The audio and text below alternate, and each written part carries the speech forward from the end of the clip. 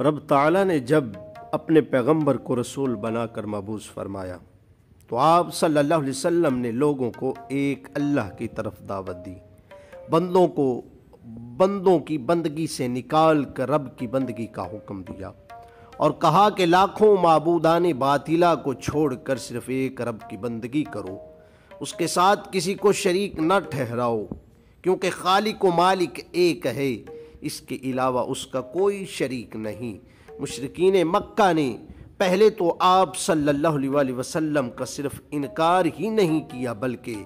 آپ صلی اللہ علیہ وسلم پر طرح طرح کے مظالم ڈھائے، پھر اس بات پر راضی ہو گئے کہ جس رب کی تم بندگی کرتے ہو ہم بھی اس کی بندگی کریں گے اور نتیجے میں تم بھی ہمارے معبودوں کی بندگی کرو، یوں ہم مشترکہ طور پر ایک جگہ پر رہ کر زندگی بسر کر سکتے ہیں، جس پر رب تعالیٰ نے دو قومی نظریے پر قرآن مجید میں ایک مکمل صورت نازل فرما کر اس نظریے کی تردید فرمائی۔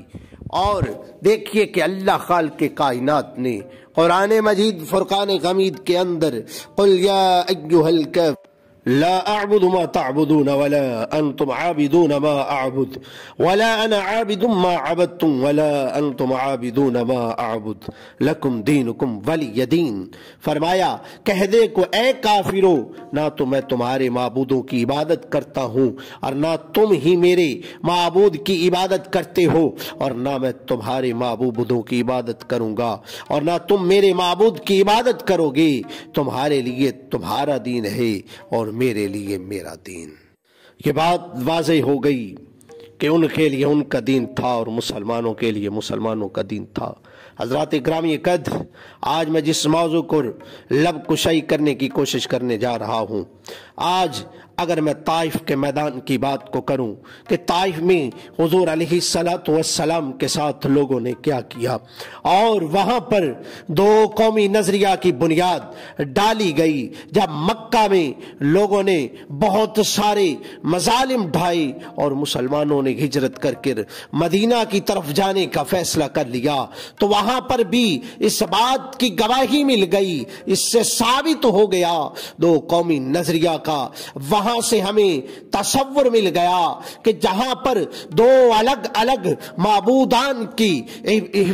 عبادت کرنے والے لوگ موجود ہوں، جہاں پر کفر و شرک کی گھاٹیوں میں لوگ رہنے والے ہوں، اور جہاں پر ایک اللہ کے سامنے جھکنے والے مسلمان ہوں، لا الہ الا اللہ محمد الرسول اللہ کو پکارنے والے ہوں، تو وہاں پر ایک جگہ پر رہنا مشکل ہو جائے گا، مشکل ہی نہیں بلکہ ناممکن ہو جائے گا۔ میرے دوستو، 23 مارچ کو جب قرارداد پاکستان پیش کی گئی تو صرف اور صرف دو قومی نظریہ کی بنیاد پر اس کو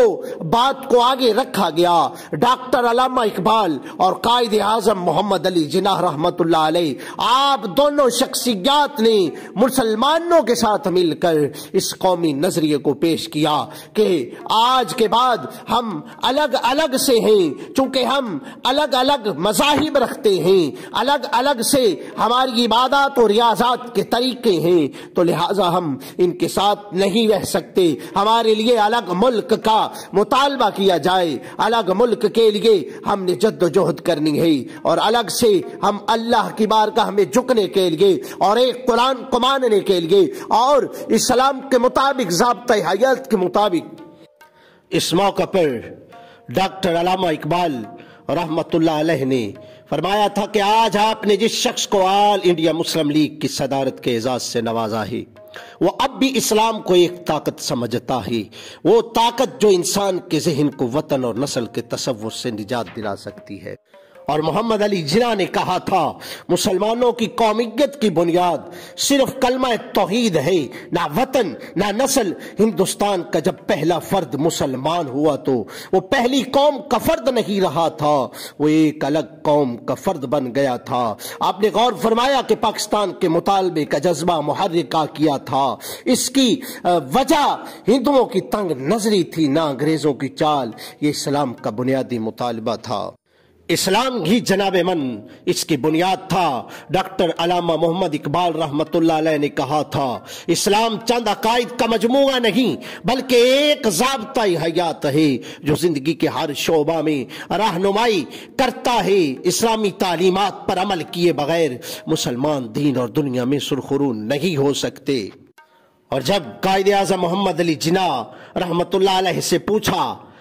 پوچھا گیا کہ تمہارے پاس دستور اور قانون کیا ہے، پاکستان کا طرز حکومت کیا ہوگا، میں کون ہوتا ہوں پاکستان کے طرز حکومت کا فیصلہ کرنے والا؟ مسلمانوں کا طرز حکومت آج سے 1300 سال پہلے قرآن مجید نے وضاحت کے ساتھ بیان کر دیا تھا۔ الحمدللہ قرآن مجید ہماری رہنمائی کے لیے موجود ہے اور تا قیامت موجود رہے گا۔ تحریک پاکستان کے کارکن سید بدر الدین احمد نے 26 نومبر 1946 کو جب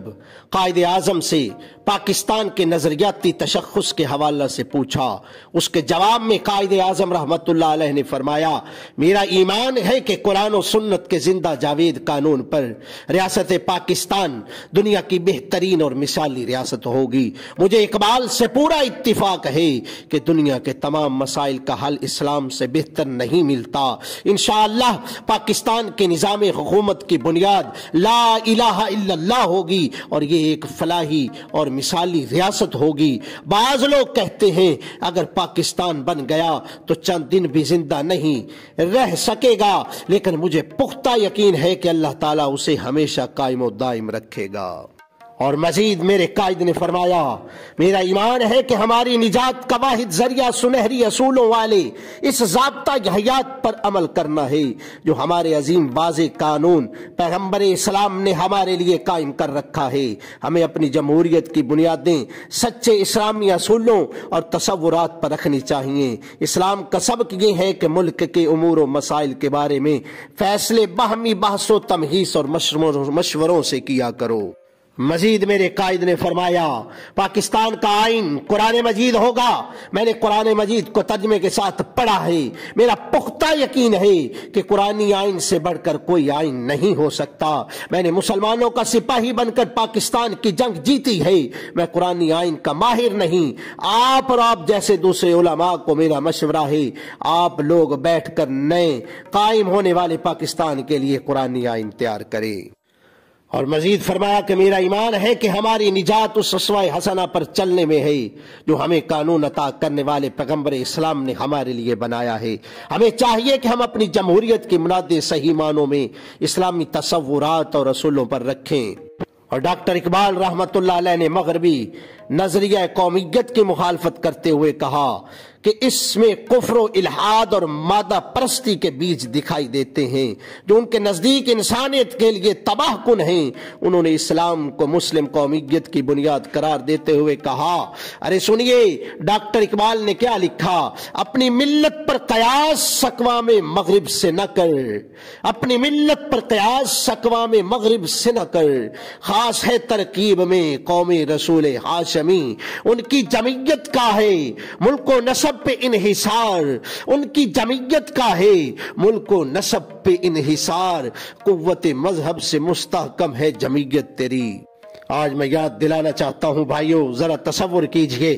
ہمارے آباء و اجداد نے اپنے وطن کو چھوڑا، کتنے ہی بچے یتیم ہوئے، کتنی مائیں بیوہ ہوئیں، کتنے بڑوں کی داڑیاں نوچی گئیں، کتنی ہی بہنوں کی عزت پامال کی گئیں، کتنے ہی بچوں کے خون سے ہندوؤں نے اپنی تلواروں کی پیاس بجھائی، کتنے ہی گھر لٹے، کتنے ہی پیاروں نے قربانیاں دیں، کتنے ہی خاندان اجڑے، کتنے ہی لوگ بے گھر ہوئے۔ آخر کیوں؟ کس مقصد کے لیے؟ کس نظریے کے لیے؟ آخر کس نظریے کے لیے اتنی قربانیاں دیں؟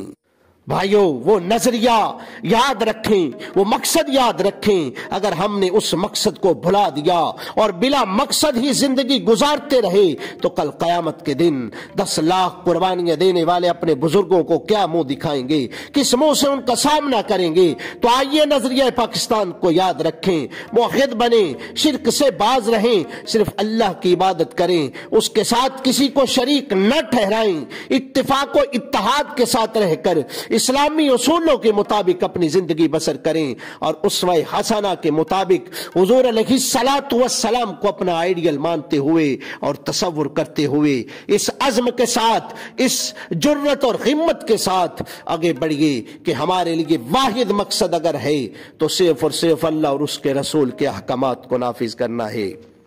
دعا ہے کہ اللہ رب العزت مجھے اور آپ کو اور ہمارے آنے والی نسلوں کو ملک پاکستان کے لیے دھڑکنے والا دل عطا فرمائے۔ پاکستان زندہ باد، پاکستان پائندہ باد۔